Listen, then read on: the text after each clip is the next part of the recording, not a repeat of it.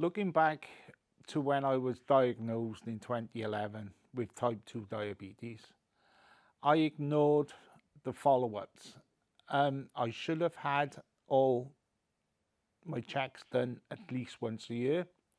With my feet, I noticed that when I walked barefoot, it seemed to be painful and I ignored it.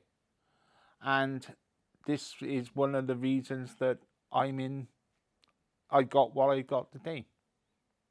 And if you don't look after them, don't have your checks, this could lead to further complications down the line, and you could end up having an amputation.